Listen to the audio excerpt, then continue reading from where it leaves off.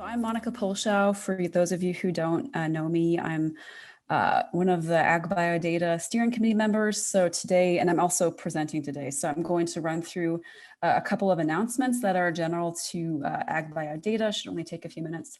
And then we're going to launch into the meat of the webinar, which is discussing the output from the AgBioData GFF3 working group. Okay, so our announcements to start out. First, we have an announcement about the ASPB, so Association for Plant Biology meeting. Marcella's in charge there, and so she and Shabari from TARE have set up a plant bioinformatics resources workshop. I think this is something that they've done for a number of years in a row. This is the date and the time for it, and any AgBioData member who wants to have a brief blurb on their resource is welcome to submit that to Marcella, and I think it's pre-recorded. Marcella, please correct me if I'm wrong here. And you're right. Okay, great. And the second item is that we are also going to have a virtual booth as AgBioData, so an AgBioData virtual booth. This is a new thing for us, and maybe for other people too. We've always done these in person at PAG, but or at ASPB. But this is virtual, and thank you to Dory Main for footing the bill for us. We appreciate that. So since this is virtual, anyone in AgBioData can actually get a free exhibit hall registration and sign up. So if you would like to use this as a way to communicate with your stakeholder group at ASPB, you're welcome to do this. I think Marcella just put a link to sign up for either of those opportunities in the chat. And she also sent out an announcement to the general mailing list a couple of days ago. So please review that and get in touch with Marcella. These are some pretty great opportunities to free ways to provide outreach to your communities if you're in the plant realm of things. Marcella, anything else you want to mention about that? No, okay. Please feel to contact me. I'll resend the email if anybody needs. Okay, great. And thanks again, Marcella, for organizing this. This is a great opportunity. Our next item is our code of conduct for AgBioData. So we mentioned in previous meetings that we've started to work on a code of conduct, and we have a couple of other documents that we're working on that are more general protocol related, as other organizations are doing nowadays too. So we have a working draft, and we're going to send that out to you for comment, I think today. Darwin will send out an email. It'll be a Google Doc, and you'll have the opportunity to provide feedback for 1 week. We're just going to cut it off for 1 week just to keep things moving. So please do review it and comment if you want. You can comment in the Google Doc, or if it's something that you'd rather not have on a public document, feel free to email Darwin, and that information is also in the link that he'll send out. And beyond that, so part of the code of conduct is it provides a mechanism, or it formalizes a mechanism that if in any of the AgBioData meetings that we have, be it virtual, like the webinars that we're having now via Slack when we open up the Slack channel, or if whenever we have in-person meetings, to kind of formalize how code of conduct is, and what harassment is, and what happens and if harassment should happen, how that will be reported, who's in charge. And so the steering committee is going to be one of the main points of contact for exchanging information about if something untoward happens.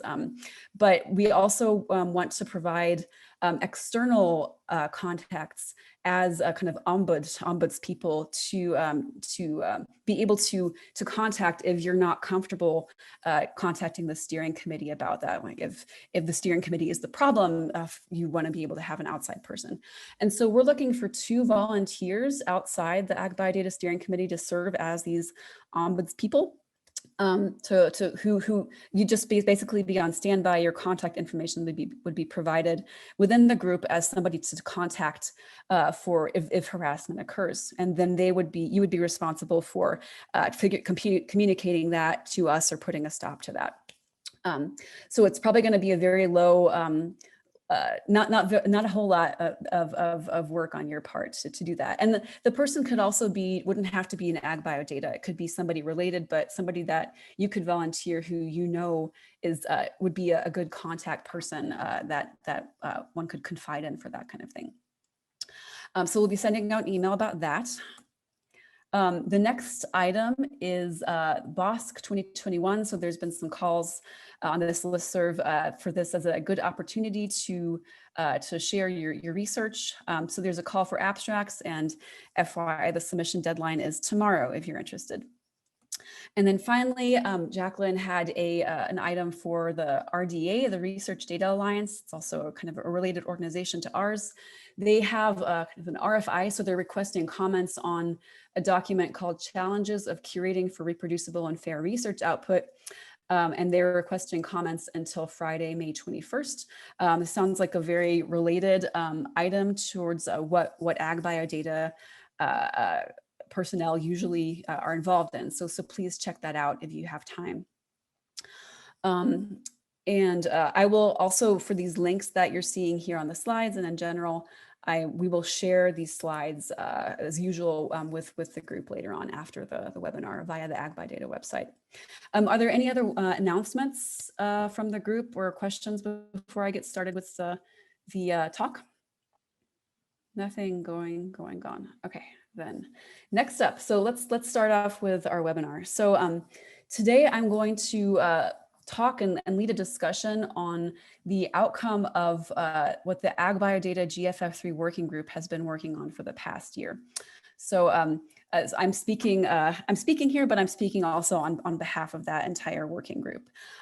So before we get started with that, I wanted to start off with a poll. And the reason being, I wanted to first get an idea of who in this webinar actually uses GFF3. If you don't, apologies. It might be interesting for you to hear how our working group worked and the process, but I am going to have to go into some weeds. So good luck with that. So first I wanted to know who in this webinar uses it. And if you do use it, before listening to what I have to say, you may have already reviewed our recommendations, but before I talk, I want to get kind of a generic poll of are you willing to, as your database or software expert for your group, or in general, would you be willing to change the way you ingest or export GFF3? One of those. So hopefully you have seen a poll pop up in your Zoom. So please fill out that poll. And if you can't see it, please let us know. And then Darwin, I guess maybe keep an eye on whether enough people have filled it in, and then we can show the results.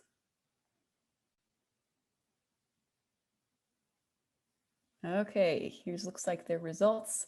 So 89% say, do you use GFF3 in your database software project? Yes, you do. Excellent. And 11% no. So sorry for those 11%, but hopefully you'll get some generic info on how a working group like this can work. And so if yes, would your database software be willing to change the way you ingest or export GFF3?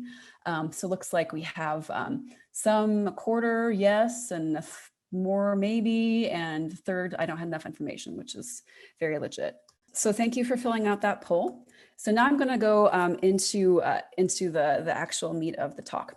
So the subject that we're talking about today is the GFF3 format. I'm not going to give a complete overview of what it is. That would take too much time and be too boring. But just to let you know, the purpose of the GFF3 format is to communicate information about annotations, any sort of annotation or thing that you can project onto sequence coordinate space in a 9-column tab delimited format, excuse me. So the main big hitters here in the format that we need to be aware of and that we'll discuss later on in this webinar are this upper area, the 2 lines marked by these 2 pound signs up here. Those are what we call the pragmas and directives, and they give general metadata about the entire file. The meat of the file is in this 9-column tab delimited format, where we have information about what kind of the scaffolds or reference sequences the information is projected onto, what it is, where it is, and then this area here is column 9, which contains a lot of reserved and unreserved attributes, as we call them, so ID and name that you can see here. Those generally contain a lot of metadata about the gene or annotation. And this is generally where a lot of the, I guess, abuse of the GFF3 format can occur. Again, these specification was developed by the sequence ontology, and I have a link to the formal specification here. This format's been around for a while, and it's generally very well used, and has been a great boon for the community because it's very easily manipulated by biologists. Okay, but here's the problem with it, and I'm going to walk through an example from Drosophila melanogaster alcohol dehydrogenase gene. So apologies to the plant people. I know we have a lot of plant biologists in AgBioData. I work on insects, so I get to choose an insect example to illustrate it. But fly is a model organism and is catered to by multiple databases. Flybase is the premier model organism database for this organism. And so let's look at the gene line for the alcohol dehydrogenase gene from Flybase. So here we have the information, and I'm just going to point out a couple of pieces of information that we can glean from this line right now. So in green, we have this value that's attributed to this identifier tag right here, the ID tag. And this looks like a persistent accession number from Flybase, FBGN, yada, yada. So that's great. As a data wrangler or a validator, I would probably put this into like a permanent accession number. I would associate this with permanent accession numbers. And then we have this information here in blue associated with the name tag, ADH, so this is probably the symbol, and full name, so a longer description of this called alcohol dehydrogenase. This is great. I have information about what this gene is. So let's look at the way this is represented in Ensemble Metazoa, which is another very, very large, well-used database that provides gene and genome information. And this is the same gene. And so, so far it looks great. A lot of the information that we see right here is exactly the same. We have a different source, Ensemble and Flybase, but that's fine. Let's look at the fields that I pointed out earlier. So we have the same identifier or accession number. That's great. I know that I can pull both of them from the same tag if I'm a data wrangler and want to know what that information is. The name, ADH. And we don't have this alcohol dehydrogenase name, so we'd have to figure out where to get that from. But we also have this new information called protein coding. So I guess that means that this is a protein coding gene. So far, so good. And finally, let's look at NCBI RefSeq, another great resource for this kind of information. Again, the same gene. Here we have a different name for the same reference sequence. And if we look at the colored metadata that I showed up here, we can find that same identifier, but here it's in the DBXref tag with the Flybase cross-reference. Makes sense. Our ID here is something completely different. Our name is the same, that's great, ADHH. We also have the alcohol dehydrogenase description, but it's under a different tag. So we'd have to, if I were a data wrangler, I'd have to look for this in a different place and write a different script or modification to it. We have ADH also in a different field. And we have this protein coding biotype that we also have in Ensemble, but here it's under gene biotype. So here what I'm trying to point out is that even just from in a model organism from these really well established databases, and let me point out, I'm not trying to disparage what the databases are doing. Everyone does fantastic work. I'm just pointing out the source problem from GFF3 is that it's very loosely specified, and therefore different databases on a model organism can represent the exact same data in different ways. And if it's just this way in the gene line, you can imagine that the problem is also present in other ways as well throughout the GFF3. I'd also like to point out that I did, for each of these lines, I did remove some information for clarity's sake. Their Flybase in particular has lots of very rich information in the GFF3 that I had to cut out of here just to illustrate the problem. Okay. So what I'm telling you is probably not new, and about a year ago, in March, we had a meeting within AgBioData on problems that we've experienced when using the GFF3 format. Maggie Woodhouse, I believe, was the one who spearheaded this, and we had a great discussion. And the problems boiled down to the fact that most groups need to modify GFF3 files obtained from other groups or software in order to translate them to work within their database, based on the issues that I just demonstrated above. And so there was enough of a problem that, and enough people interested, that this spurred us to set up a new working group. And this is who the working group is. So we had a couple of additional members at the beginning, but here I'm just showing the hardcore people who stuck with it to the end and who have all contributed to the recommendations that I'm going to list in a minute. So from AgBioData, from various databases within AgBioData, we have Effie Cannon, Andrew Farmer, Jilang Hu, Rex Nelson, myself, and Surya Saha. From the Alliance of Genome Resources, so we're not just AgBioData members or ag databases. The interest went across and beyond AgBioData. So we have Scott Cain, Nathan Dunn, and Sierra Moxon. And from NCBI RefSeq, we had Vamsi Kudali and Terrence Murphy participating. So you can see it's not just data wranglers or PIs, it's a mix of software developers, data wranglers, and PIs that all contributed to the discussion and the problems and solutions that we were working on and tried to identify. All right, so the working group met once a month, about once a month for the past year or so, and we are ready to collect feedback on our recommendations. So why am I presenting this, and what do we want to get out of this webinar? So we need your feedback on the community's feedback on whether these recommendations are useful. If they're not, we don't want to throw out another standard that people will not follow. We really want to make this into something that will help. And if it doesn't, we need to know that. So on those lines, we need to know, based, as you saw in the survey that I had earlier, the poll, we need to know whether, like, theoretically, you would be willing to implement the recommendations. Now, I will acknowledge now, and those of you who have read through the recommendations already will know that they're still evolving. They're still under development. We received some good feedback already from this group and from outside too, where we need to make some clarifications, for example, on the scope. Is this just AgBioData? Are we going beyond? How are we actually going to do this? Is this going to be a new specification? So they're really good questions that we need to work through and address. But we would just need to kind of know whether or not there's capacity in your database or software tool to say, okay, if there is a decent way of changing how you do things, but that will actually help enable data interoperability, would you technically be willing to change what you do in order to accommodate this?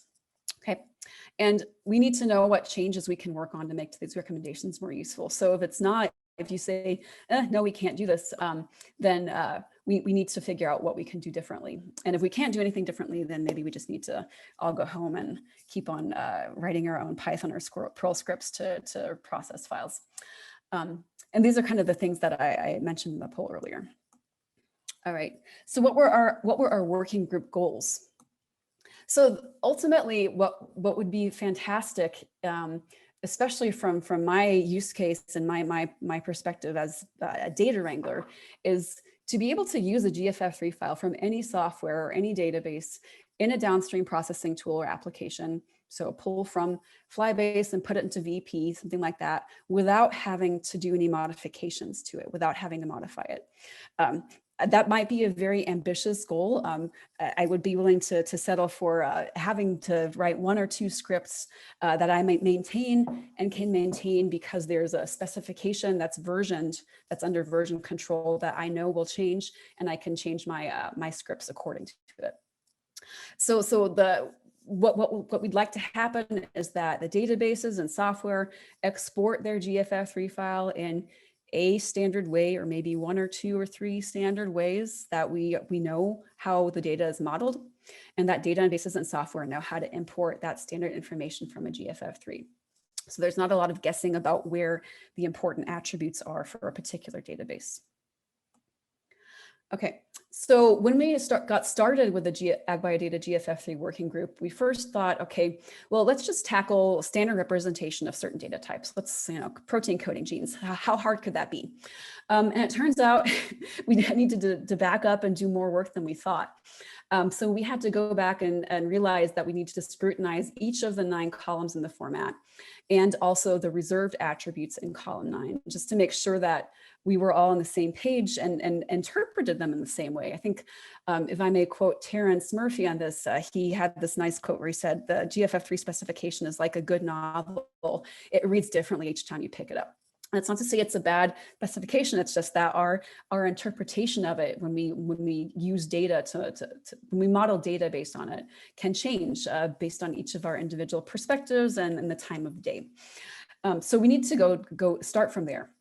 And you'd be surprised how much discussion each column engendered. I thought maybe with score, I thought we would only spend 5 minutes on it. And I think we spent a whole session on it. So there was a lot to talk about. We decided that the primary focus in terms of data types would be on gene structure and function. So not go right into QTL. I know there's been questions about how to model QTL, and there's interest there, but we needed to start from here. Okay, so we had lots of discussions, and we boiled down the results of our discussions and our resulting recommendations as follows. For each column and reserved attribute, we provided the following results. And when you see the recommendation document, you'll find this for each of the columns. So we codified a change level, and what we mean by this is the level of change that we recommend relative to the specification, the sequence ontology specification that I showed earlier. And the values are no change, recommendation only, minor, moderate, and major. We have a summary. So what did we find? We detail the proposed changes to the specification, if there are any. Rationale. So why do we recommend these changes? Some best practices, how do you implement the changes, and a validation. So if there were validation software that could be automatically run on the GFF3, how would that software validate whether or not the field is being used correctly? And finally, an example implementation. All right.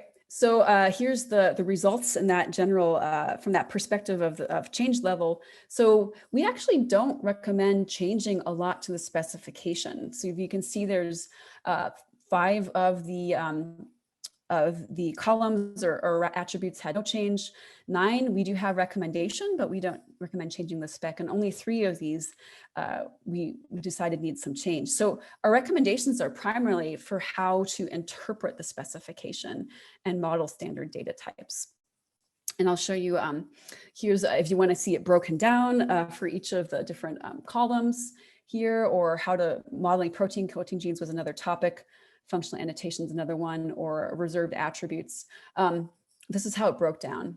And so for the rest of this webinar, what I'm going to do is I'm going to walk through I'm going to walk through some of the big hitters. So these are the ones that if you as a data wrangler, software developer, et cetera, were to make any changes, this is where you'd have to think about what you need to change in your system. And these are all the ones that are highlighted in bold with the asterisk in front. So we're not going to talk about everything because that would take way too long and not be productive. And so I'm going to walk through those, and I'm going to have opened up for discussion after each one, and then at the end of this, at the end of my slides. But before I do it, I just wanted to point out to everyone. So one thing I should have mentioned before to the whole group is that a couple of weeks ago, I think 2 weeks ago, Darwin sent out an email to the leads or our contact person for each of the AgBio databases that we have on file, and provided them with this the Google Doc for the recommendations. And we asked you to comment on that. So thank you to those of you who have already read it and done so. We really appreciate it. We're still open for comments. They're welcome in suggesting mode. And again, as I mentioned before, this is still a work in progress, and we still need some discussion and firming up, and your feedback is really critical for this. All right, so this slide is to show you kind of what a a gene model in GFF3 would look like per our current recommendations for modeling. I'm not going to go through this one right now, but just to show you that we have an example that you could look at to show how you would have to change how I will have to change how we model data in GFF3 in the current setup of the specification. And when we share these slides later, this might be a useful reference to you, and we will probably go through this later too. Oh, and thank you, Darwin, for sharing that document too. Okay, so let's start off with the ID attribute. So here's the problem that we recognized. I guess to back up, I don't have this here, but for those of the uninitiated in GFF3, the ID attribute in the specification states that it's there to serve as a local identifier, locally unique identifier for each feature that has a child attribute, and it also serves as the link between parent and children. Okay. So in practice, what we've observed is that the ID often does double duty as serving both the specifications the specifications scope of it, but also serves as the globally unique persistent identifier, so the accession number that the database is trying to communicate. And it's really only designed to handle the former. And a lot of people reported problems with either assuming that it's supposed to be both. I know I am guilty of this before in some of my script writing too. It really needs to be separate. So yeah, our solution is that we really need to communicate that the ID attribute has a separate function from the qualifier for a persistent identifier. Okay, and so how would we model that persistent identifier? There's some solutions out there for how to specify, how to tag it. We have a solution here from the Alliance for Genome Resources, where they put the gene ID, transcript ID, and protein ID attributes as the tags for these in their file. NCBI has an almost identical way of doing this. They call it gene, transcript ID, and protein ID. So two alternative recommendations that we could support. The other wrinkle here is that what's supported is a Curie, a compact URI as the value, and I'll show you what that means in the next slide. So here I'm showing you an example gene model. This is just a toy dummy example, and let's look at column 9.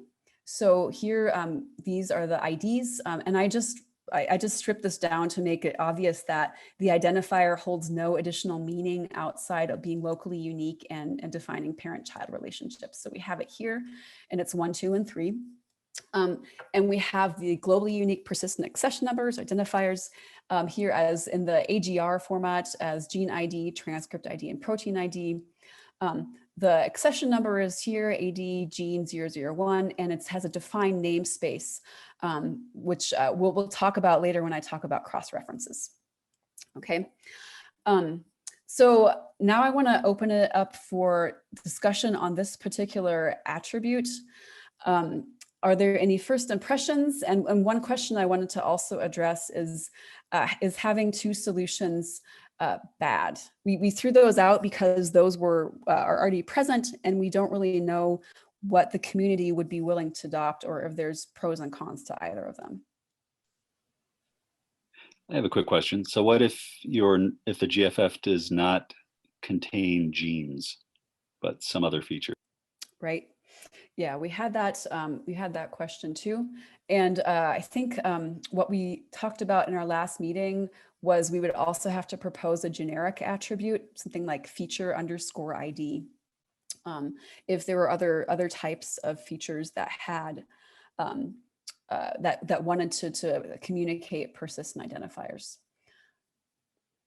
Thank you. Would that make sense for your use cases? I'd have to think about it, but it seems like that could perhaps work. Yeah. Yeah, and it takes a bit to figure out what this would actually mean for you. One thing I should also point out that I forgot to do earlier, this format does not mean that you have to have senseless values in the ID attribute. There's nothing that would prevent you from also putting AD gene 001 in the ID. It's just that that you would commit our recommendations and however we communicate them would state that the data wrangler or the software that reads your GFF3 file would not assume that the value of the ID attribute is a persistent identifier. You would find that elsewhere, but you wouldn't have to, if you already have it there and it works, you wouldn't have to change it to something else. All right, any more comments? I have a question. How is gene ID here distinct from name? Yes, so we did talk about name. I do not go over this here. Name in general is viewed as the interpretation of name seems to vary based on the taxonomic community. So what Corn calls name is probably different than what Fly calls name or what Bedbug calls name. And that's a problem, but that's not one that we thought we could address because it goes into naming nomenclature standards, which are a whole nother ball of wax. So name in this sense, we would say it's up to your community, and we recommend using community nomenclature standards for that. I think, Stephen, were you referring to the name attribute? Yes, I'm wondering if what you're showing here, Monica, could be accomplished with ID and name under the current spec. I don't think it can, because name is not defined. That the name attribute, which is currently a reserved attribute, is not defined as being the placeholder for a persistent identifier accession number. Some communities might use it to put the persistent identifier accession number there, but not everyone does. Some, as we saw in the earlier example from Fly, in Flybase and Ensemble, they both used the name attribute for the symbol. So I don't think we didn't want to hijack that existing reserved attribute to perform another new function. So that's why we went with what AGR and NCBI are already doing, which is to put that in a different place that we define explicitly with a different attribute tag. Alternative to consider here would be to add a new ID attribute, a specific ID attribute corresponding to what you have in green, but not to name them, because the name is probably redundant with the third column. So name is redundant with gene, mRNA, CDS, or? Close, yeah. So Stephen, are you basically suggesting that we would use feature ID for everything, Yes. rather than give type specific? Yeah. Yeah, I think that sounds reasonable. We'd be willing to entertain that, but we could throw that out to the community too. Okay, great. Well, we will throw that back to the working group. Would any other people on the call here? I know it's hard to do some quick thinking about this, because you have to think about how that change would cascade down to your database, or what. In GFF3, often things sound great if you just think about a simple example, but there's always edge cases in biology that stump you, and that's been the main problem. Yeah, so I think in the row number 3, you have CDS, and then in the last column, you have protein ID. CDS is still a transcript, but it's a spliced form. With the mature mRNA form, it's not yet protein. Yes, and we'll get to that actually in a bit, because we're going to talk about protein coding, how we recommend modding protein coding genes. Maybe to give that punchline away, we actually decided that we recommend not to have an additional polypeptide feature here. Yeah. So often, and we do this at the I5K workspace too, and I'd have to change our protocols and ingest procedures too. But there's complications with having a polypeptide feature as part of your gene model. And then of course the question is, okay, if you have metadata that's specific to the protein or polypeptide, where do you put that? And one convention that I think NCBI or RefSeq has pioneered is to attach it to the CDS, because you'd assume there's a one-to-one relationship. Of course, biology, there may not be, but that's the rationale. So the problem here is because if you're looking at the spliced isoforms, some same mRNA can give you different CDS. Correct. Mm-hmm. So I think I agree with the peptide thing, because peptide would eventually be dependent on the CDS. But again, even in the peptide, your what do you call it? A start and stop could be different depending on your reading frame that you use, and there might be a second CDS in a different cultivar, for example, from the same protein, but it's a different start site. So there are a little bit more nuances and complexities at that level. But I think it needs a little bit more discussion and actually looking at the examples, how we want to do it. Mm-hmm. And that information, that alternative start site, that would not be communicated in the CDS information? Yeah, it's not showing up here, but I would say that it is basically your mRNA is still the same, but the alternative form or isoform is an alternative form of that mRNA, how it is spliced. Maybe one thing to mention is that part of the GFF spec allows things like exons to have multiple parents, so that you could have one exon that was shared between two splice forms, but that's actually something we recommend against in this spec. So that, I'm not sure if that addresses your concern. So there would basically be, every exon would have a single exon and set of exons instead of CDSs would belong to a single splice form. So you're saying that the same exon should not be repeated for a different isoform? That is what we recommended, yeah. But well, actually, the same exon should be repeated, right? So if I'm... Oh, right, sorry. Yeah, it should be repeated. Otherwise, it will be very hard to draw a graph, make a graph saying that which of the isoforms are sharing the exons or introns rather. Yeah, and most software kind of assumes that they're separate too. I mean, the spec allows it, but and it's more elegant, it saves space, but most software assumes that when there are two alternative isoforms of one gene, that they would have their separate exon children. Yeah, even if the exon children are the same.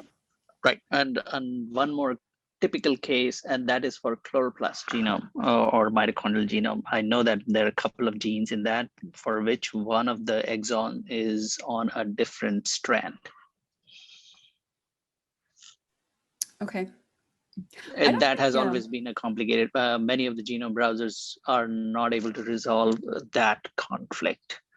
Artemis used to do it, but none of the genome browsers actually address that. There's one or two genes that have it on a different.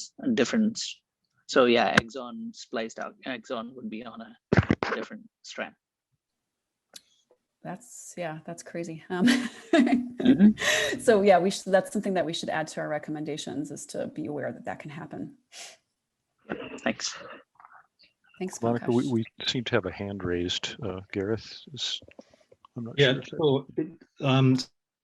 So this is Gareth from. I'm speaking with my vector base and my ensemble Metazoa hat on.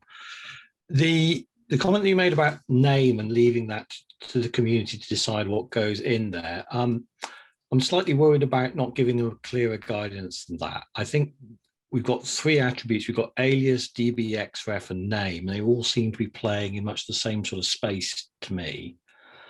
We tend on things like ensemble, etc., to use names the display name. So it's whatever in the list of DBXREFs or aliases exists is the thing that you would prefer to have the object displayed as.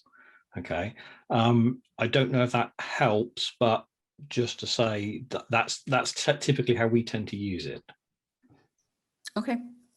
Can one of the our working group members go and double check in our recommendations what specifically we said, because I want to make sure I'm not misrepresenting it. And even though I'm attempting to remember exactly everything we discussed, I might not. So I'm sure that we brought up the display name consideration as well. And I think that's a valid and a very good way of explaining it and interpreting it.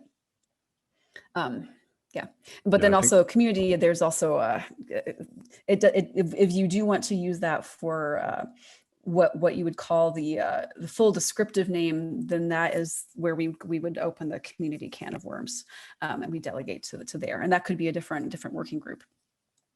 The way that Gareth described name, that's basically the way the GFF spec describes it. So I think that's what we said, is to just follow that guidance. Great, thanks, Andrew.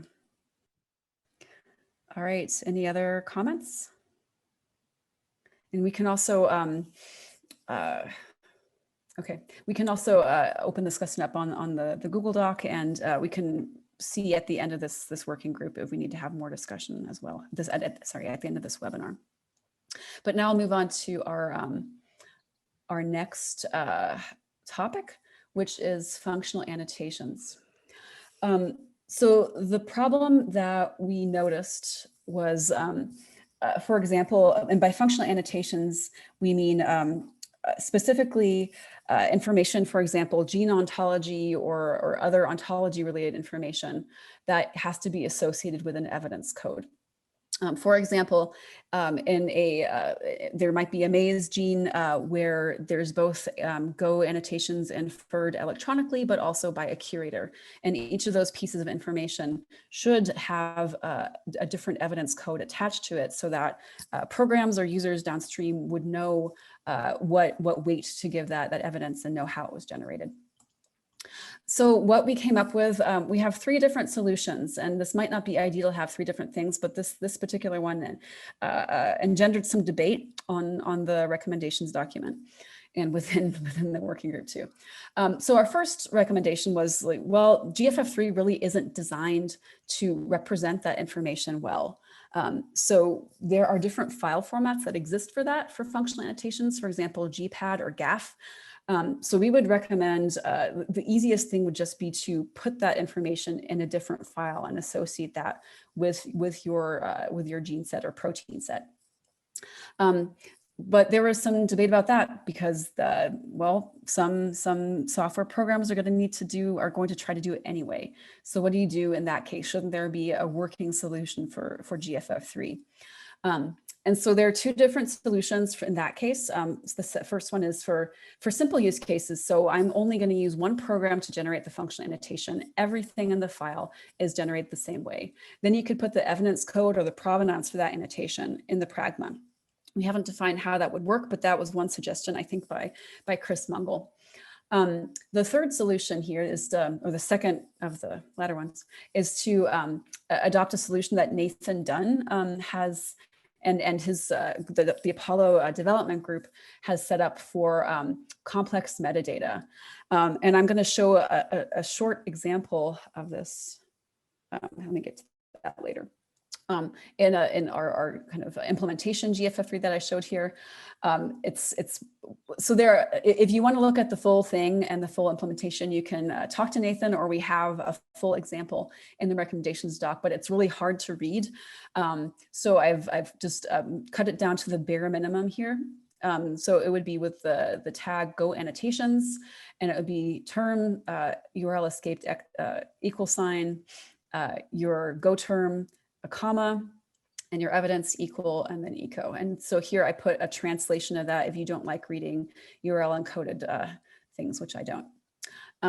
So those are 3 different solutions to this. What I wanted to know, if we have time to discuss this, and I think we do, the problems that have from having multiple ways of showing this kind of data and metadata is, how will the validator or data wrangler know which of these formats is being used? I guess for one, we'd still have a pragma, and we could possibly also stuff more information into the pragma for this, but that might be a bit onerous. Or is there a way for us to compromise on a single recommendation? Monica, this is Sushma, and it is a little bit out of the theme that you are talking about, but if we have to add functional annotations to genes and proteins, I think at some point we have to move beyond Go. And the reason for that, Go is very general category and it is automated and projected. And we see more and more that we need to go further to associate genes with pathways, with the biological processes. And so when we are thinking about functional annotation, perhaps we have to think beyond Go. Yes, I agree completely. And I think I hope that the recommendations that we have here would accommodate additional functional annotation beyond Go, with the concept that you provide whatever your functional annotation is, be it a plantiome ontology term or even a name, I suppose. And then you could also associate it with an evidence code, either in one of these formats. And now I am not an expert on GPAT or GAF, so there may be problems with what you are suggesting, Sushma, in those file formats. And if they are, we should mention that. But I think, sorry, go ahead. Yeah, the other part is also perhaps to think about a little hierarchy also in terms of the functional annotation. So I know that Go is very top level hierarchy, but then beneath Go comes the biological processes or the pathways or particular phenotype. So I don't know how we are going to navigate. I think all these pieces of information are critical for improving gene annotation.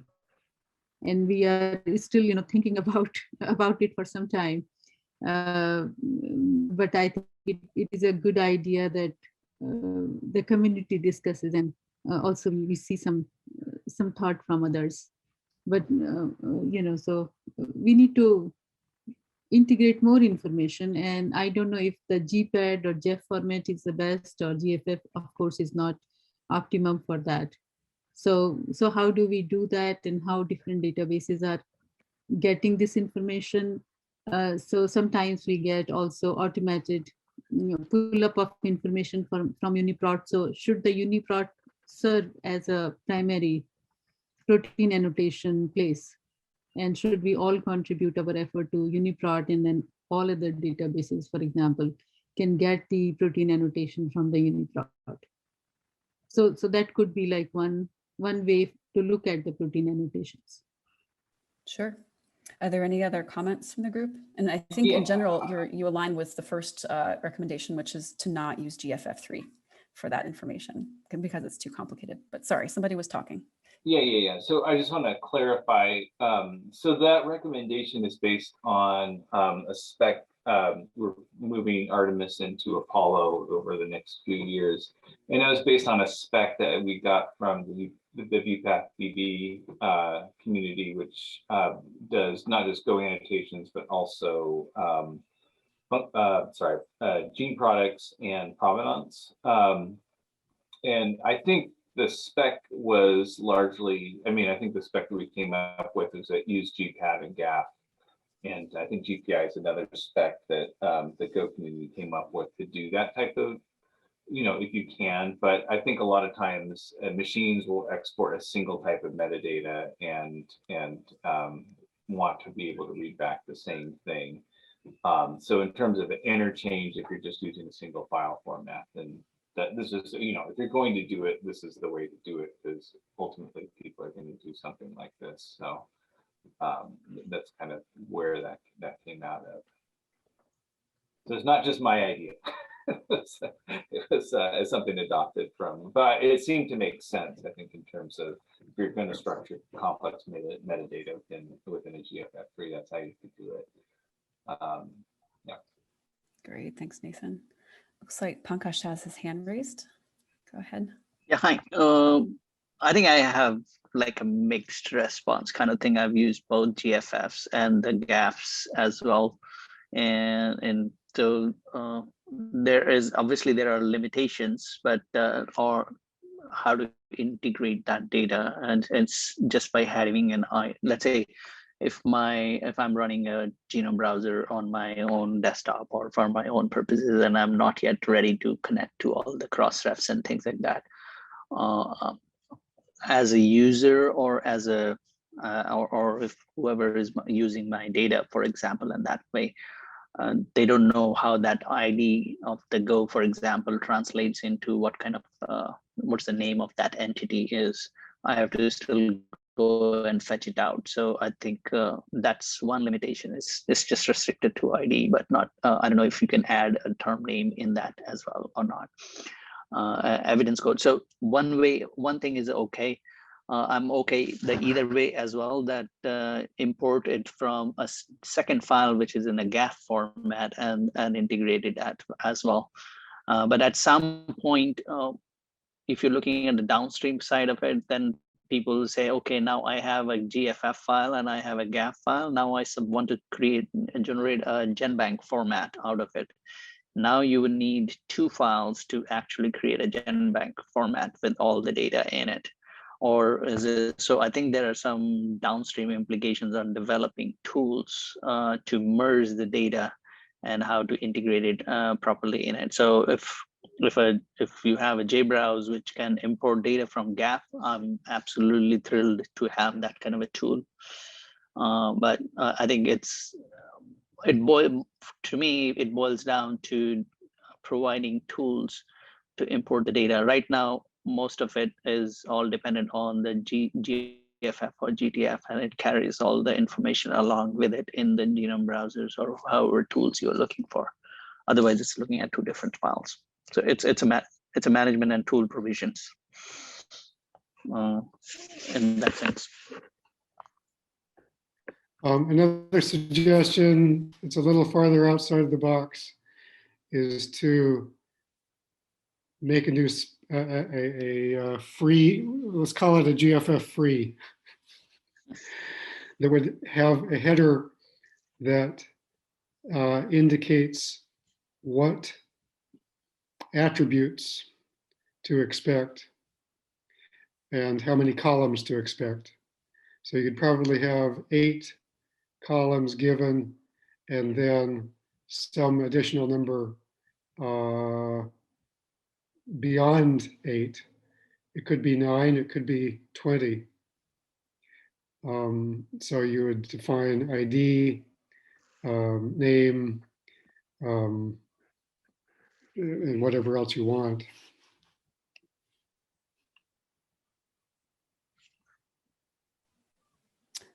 That is out of the box and it's interesting. We'll have to think about that. But as a way to like like a CDS or TSV schema, sort of. I'm sure that this is not an uncommon thing, although I'm not aware of a particular spec, but just the idea of indicating in the header what columns to expect and their labels, and then you don't have to do the key value semicolon business in the 9th. Kind of a data dictionary. Okay, we'll discuss that. I have to apologize. I was looking at my PowerPoint to get the time and not the actual clock, and it looks like we just have 2 minutes left in our hour. So what we can do, I do want to do, well, actually, no, I had another poll, but I think we still have enough information from the first get-go about where we are. And we can continue this discussion beyond the hour if people are really gung-ho and are willing.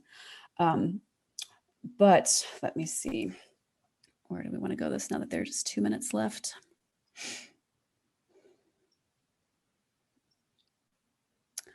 Okay, I think I'm going to go to this one since we're running out of time. So I had slides for 2 other big hitters, which were how we model protein coding genes and how we model cross-references. I would have liked to go over them, but this took, GFF always engenders a lot of discussions, so there we are. But if you have not read the specification, sorry, if you have not read the recommendations yet that we've provided, and you want to have a say in what we are doing, and we've given you kind of a taste of where we're going and what kind of changes we are going to recommend and our implementation changes we're going to recommend. Please do comment on the Google Doc or get in touch with myself and the working group about this, because we do need your feedback. Once we have collected the opinions from AgBioData, I would recommend doing this within the next week. I didn't put a date on here because I wanted to get a feel for how things were going, but I think we need to put a deadline on it. And if that is not enough for you, let me know and we can accommodate that, but we would like to keep things moving. So we'll gather and incorporate feedback from you. We'll try and firm some things up on our end.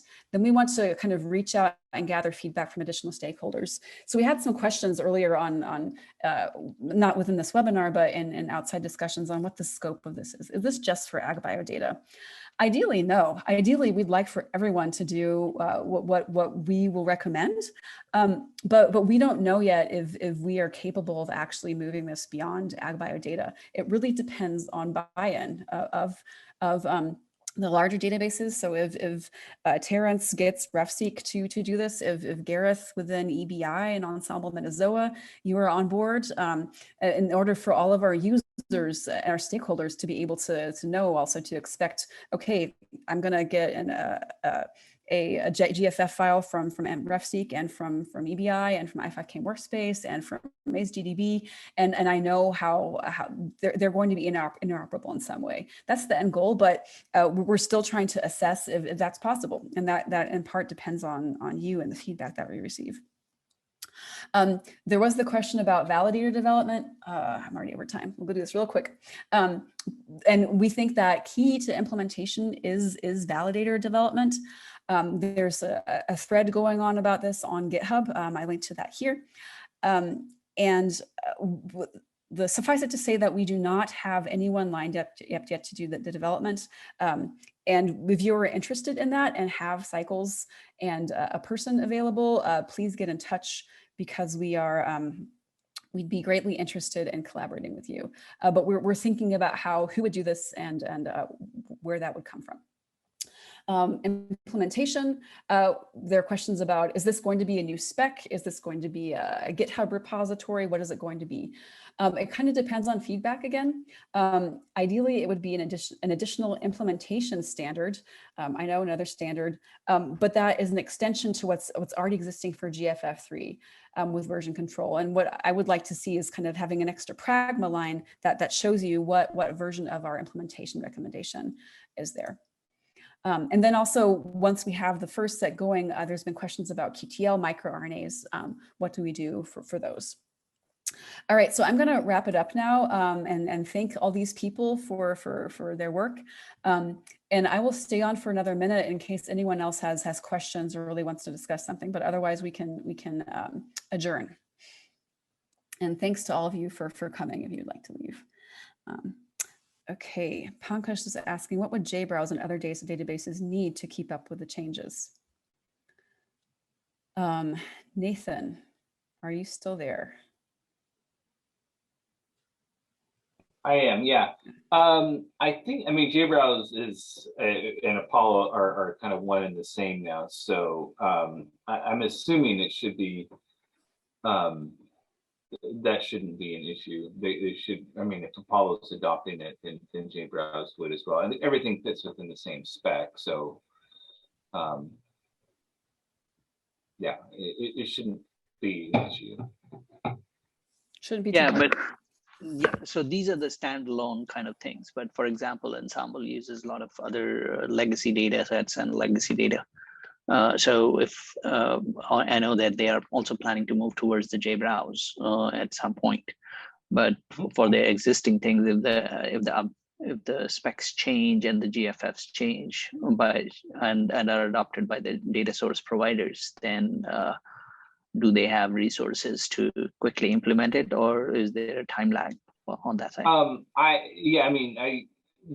Because I have to deal with the the JBrowse Apollo changes pretty regularly. These changes should not affect anything. The proposed changes and all the column 9 data and all that stuff. It's it doesn't really affect their rendering at all. It's just they just use a lot of key value type things to show different attributes. So I don't think it shouldn't. I can't anticipate that this would cause a problem for JBrowse explicitly. I think most of what would have to happen, at least on the Apollo side, dumping stuff out, is just changing some of the output formats and how we do interpretations of